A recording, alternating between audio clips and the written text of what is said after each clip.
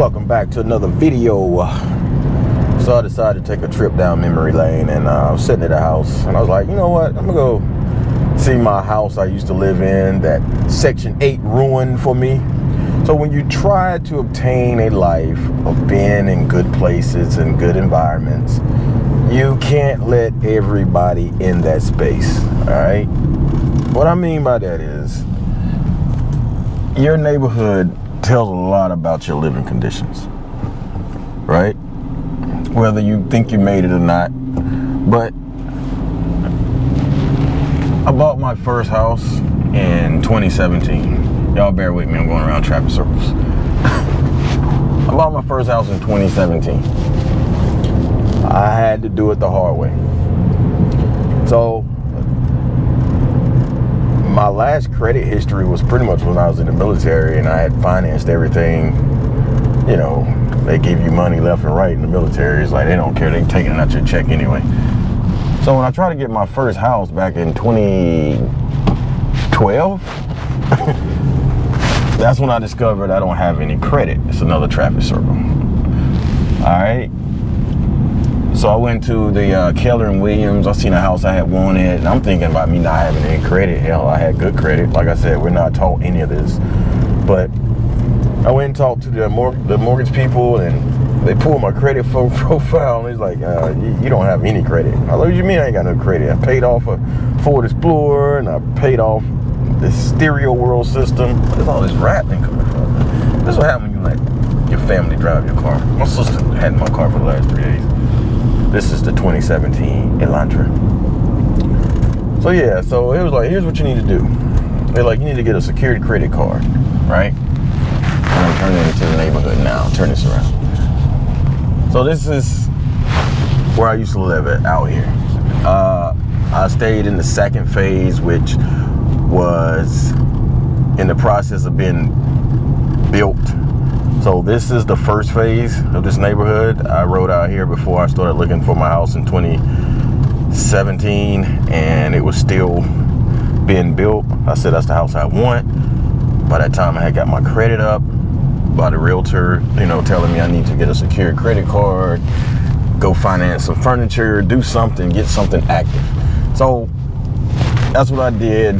Credit score shot up, and boom, now I'm here. So I was happy to move out here. Phase 3 is to the left. I ended up living in phase 2, which I'm turning right on right now. And when I say this was a nice neighborhood into Section 8 ruined it for me. And that's why I chose to get the hell out of here.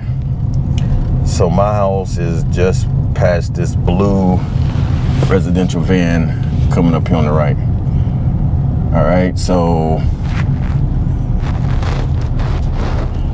that's my house right there, right? I got that house when they was building it from the ground up. Lovely house, 3 bedrooms. I see they painted the shutters. When I had it, it was burgundy shutters. But as you can see, it's a little crowded in here now. So I say Section 8, you see this shit right here?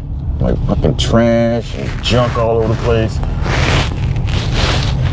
When people started selling their homes, I noticed that the people, my neighbors, would move out, and then next thing you know, somebody will move in, and it's like they don't look like they can afford this. They didn't have cars. They had Waffle House uniforms on, and I'm sitting there like, what the hell is going on? Couldn't to find out they was leasing the homes out to Section 8. So this house right here, as you can see right there, all the grass and trash can, that's how this house started being. Okay, I'm gonna sit right here. As you can see, it's this overgrown, so that was in front of me. The house there with the red truck and the blue van, they never paid their trash bill. Their trash would blow in my damn yard to the left over here. They never cut their grass. It's like loud music there. loud music to this house here. I mean, it was just going downhill. And right there, this house right here, it was pretty much the same thing. As you can see, it's still in the slumps, and I left here in 2022. So that's what I had to run into, right? And I was like, this neighborhood is going downhill. So I decided after 5 years to sell my house, right? I decided after 5 years to sell my house. And people would come see my house, but they wouldn't make an offer. They liked the house, they just didn't like the surroundings of the house, in which I don't blame them. I was like, man, I'm never going to sell this house. This is some bull crap. So when I say Section 8 ruined my first home buying experience, it's like now my goal is to be in a neighborhood that only a certain amount of people can live in that neighborhood, meaning financial wise. I'm gonna turn the camera around. So this would be phase 3 of the neighborhood that wasn't complete at the time of me selling my house. These are called garage homes. They're very spacious, open floor plans and stuff like that. The hell is all this rattling, man? Damn, sister just tight. So this is called phase 3. So none of this was here. They had broke the groundwork. That's about it. And I used to park my 18-wheeler down this side back when I was driving. So with that being said, turn my camera back around. So I'm enjoying my house. I know my neighbors to the left, they was military. Then they moved out. The house went up for sale. Somebody bought it. Next thing you know, black couple moved in, and it just went down here from there. The house across the street from me went downhill. Black couple moved in. Weed smoke, loud music, Impala 32s. The other house that I just showed y'all across from me never cut their grass growing in the driveway, never took care of the lawn. We had HOA, but HOA was more concerned about, like right here. HOA don't do anything. All HOA do is make sure they hand out tickets and make sure you pay the bills. They don't never enforce anything. That's why I was like, I'm paying an HOA fee. I gotta get out of this damn neighborhood because they're not enforcing anything. I kept my grass cut. My neighbor to the right of me kept his grass cut. Everybody else was like, you know what? F it. We Section 8. We ain't gotta do anything. So that's when I realized, yeah, I got to get the hell out of this neighborhood. Now I see why. I'm glad I got out the neighborhood because this is ridiculous. Come home every day, kids' bikes in my yard. It was just Capri Sun wrappers in my yard, and I couldn't enjoy it no more. So I finally started to move. So having this house taught me one thing. I don't want to be that close to neighbors anymore, and I want to be in a neighborhood to where it's not so easily to get financed and moved in. That keeps out a lot of the you know what. So in owning this house, it taught me a lesson. Once you get a house, you become a target from lending companies. You have a target on your back. Before I closed, well, as soon as I closed on that house, like a week after I closed on that house, I get a Navy Federal home equity line of credit card. And it said, skip the line, don't stand in line, activate your credit card today and borrow against your house. And I'm like, I just got the house. I don't even know what the hell equity means. So basically the card was worth around $50,000 of line of credit, home equity line of credit. I ripped that card apart. I was like, I just moved in, I don't need it. You know, me being me, it's like I'm gonna end up spending it on something that I don't need. Then turn around, American Express, they send me what? They want to send me a dang on gold card. Activate your gold card today, you know. And I'm looking at the card and I'm like, okay, American Express, it gotta be good. What's the spending limit on it? Well, it's a gold card, it's a charge card. I'm like, well, what the hell is a charge card? So it was like based on my income. If American Express feels like I can pay that balance off at the end of the month, they would approve me for the purchase, like based on my income at the time. So I'm staying in this nice house. I did everything to get my credit up and running to get the house. Nice neighborhood until the N-words move in. I'm sorry, that's who they were. Brought the property value down real quickly, and it's like I decided to get the hell out of there and just I'm out. But it taught me a lesson. Once people or banks or lending companies see you do well, they're gonna start throwing money at you. And if you're not careful, you're gonna be right back in debt. The best way to get a house is to clear all your debts. So when the underwriter goes to do your paperwork, your debt income ratio is real low. Like, you can pull up the debt income ratio calculator and it'll tell you where you at. Like, last time I did mine was like 7. Based on my income, I had like a 7. I think 35 and below is good. But yeah, I had to get the hell away from this side of the town. Life threw me a curveball right when I was about to sell my house. That's when my brother got in trouble. He needed somewhere to stay. Then he had to go to prison. Then my sister divorced her husband. She needed somewhere to stay. My plan was to sell my house and go get me a beach house and be fishing every day on the lake. That was my plan. Of course, it didn't work out that way, but you can always hit the reset button in life. And then when thinking my sister's about to move out, that's when I get a call from social service and telling me my 16-year-old is in foster care. And I'm like, I'm never gonna get out of the spot that I'm in. So now I'm stuck taking care of my 16-year-old, which I'm not stuck taking care of my own child. It's just the fact they kept him away from me for 16 years. And she would never show up to court for custody battles and stuff like that. Family court, she'll never show up. They never arrested her. The lawyer subpoenas her to be to court for visitation. She never comes. So after going through that for several years, I just said, F it. It is what it is. Then when she makes a boo-boo as a parent, all of a sudden you're calling me to come get my son out of foster care. So I took my son in. This is last year in high school. I'm talking to him about finances. I'm talking to him about savings versus investing. I'm talking to him about treasury bills. I'm talking to him about, index funds and individual stocks and how more riskier. Pay yourself first when you get paid. Take care of your credit. Check your credit every year at freeannualcreditreport.com. You got to stay on your P's and Q's when it comes to finances. So, do I miss that neighborhood? No, I do not. Honestly, when I sold that house and finally got an offer on it and took it, I got what I wanted for it. I got the heck out that neighborhood, and this is the first time I've been back since I moved in September 2022. Seriously. Stayed there 5 years, closed August 31st, 2017. This is the first time I've been back since I closed on that house. And I'm not surprised that it looks that way. Like, I don't know what's going on. You would think they don't even have an HOA out there anymore. But when you're trying to have nice things, there's always going to be people trying to bring you down, whether you know them or not. And that's just the way life is.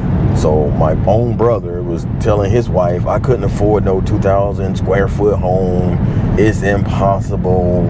The house ain't that big. My other sister, my niece called me. She said, I saw Auntie so-and-so. And she came to see your new house. And she rolled her eyes at me. I'm like, okay, my brother's hating. My sister's mad because I finally got a brand new house. My dad and stepmom, I sent them the address. I said, hey, come check my house out when y'all get a chance. They never showed up. I called my stepmom to see what the problem was. She's like, oh, your daddy don't want to come down there and see anything. I'm like, I grew up in a 1962 trailer. At least you can come to my house and say, son, you did well for yourself. You went into the military, you went to college, you bought a house, something that I never did, something me and your mom never did.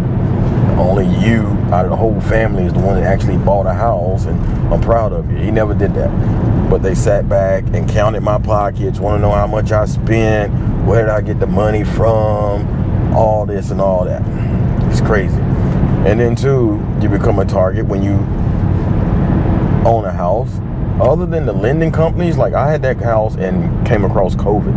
When I tell you the amount of people or loan companies that call me about loans and hardship loans and all this, like every time I turn around, it was like, hey, this is such and such financial.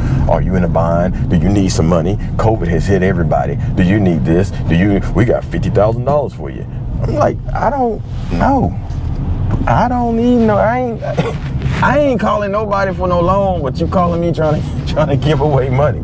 That's what I'm saying. When your credit is up there and you have an asset like a house, they're going to throw money at you. People are going to turn on you. Like somebody going to jail. People are going to turn on you, and loan companies are going to reach out. I don't know what system they got in place to know what your assets are. Like right now, when you do an application for anything, guess what? I notice this now. It's like they want to know your investments. How much you got in your investments? How much you got in your savings? How much you got in your chickens? What's your net worth? And they sell our information to other lenders. It's like I get loan letters from companies I've never heard of. Never heard of these people. But they throw money at me. Now I get them, I just save them, and then I shred the letters because, it's a lot of identity theft going on. I watched an episode years ago about if you rip up the pre-approved offer of a credit card, that they can still put it back together, mail it in, and whoever opens that envelope don't even look and see that, hey, it's been put back together, ripped apart. All they do is run that number and approve the card, and they mail the card to wherever the address is on the paper. So that's why I shred all my pre-approved offers. I used to throw them away, and I was like, yeah, because I've been a victim of identity theft before. But I have owned my own house before. It taught me a lot. Right now, I'm just stuck in this little area I'm in now, waiting for my son to graduate, because I told him he's not going with me on my next home. You're either going to college or you're going to military. You're getting out of my face. I'm sorry. I have sacrificed so much for myself, for my family, and it's like that sometimes. Sometimes you have to sacrifice so they can get to where they need to be. But at the same time, the only sacrifice that I really made was for getting my son out of foster care. And I've told my sister, once my son graduates, you need to be gone. Like, I'm not holding off no more. And it's just how it has to be. Would they do the same thing for me? No. Why? Because I needed their help a while back before I became into my financial situation, and they pretty much all just turned the cold shoulder to me. But I love my siblings, I love my family, but at the same time I learned how to cut them off at certain times. So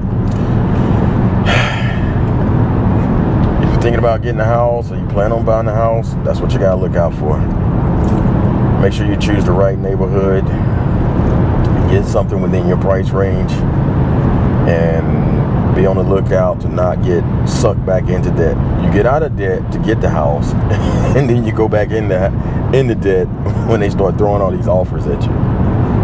And at the end of the day, this world is designed to keep us in debt.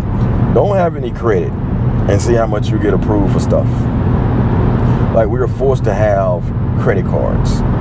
We're forced to have revolving accounts because they have to keep track on how well you pay your bills, right? So if I don't have any payment history to anybody for the last 7 years, and I go try to get a loan from a bank to buy another house or whatever, there's no proof that I paid anybody recently. They don't go off of old credit reports, right? It's like, okay, back then you had the money to do it. Why you don't have any recent credit history now? And that's just how the system is. So if you're trying to get a house, get your credit, pay off any loans, credit cards, pay anything down. If you got some collections, call the company, work out a dang on payment plan, ask for a deletion, and pretty much they're going to give you what you asked for. If they ask you how much you got to give to take this collection off, you ask them, well, what's the minimum I can pay? If you owe $500 to a cell phone company, don't never give them the first answer. Just say, well, what's the minimum I can pay to get this deleted off my account? / I need an email stating that this is what we're going to do. Because if you say, well, I can pay 400, they're gonna be like, yeah, we can do that. Let them give you the minimum balance. If they say, well, we can close it out for 285, you hit them with, well, I got 220 right now. Guarantee you, they're either gonna close it out or they're gonna say, well, 250. You say 245. Case closed. That's been my time. About to go ahead and get me something out the store real quick, but yep, Section 8 ruined my house. Y'all be easy until next time. Sergeant Mac out.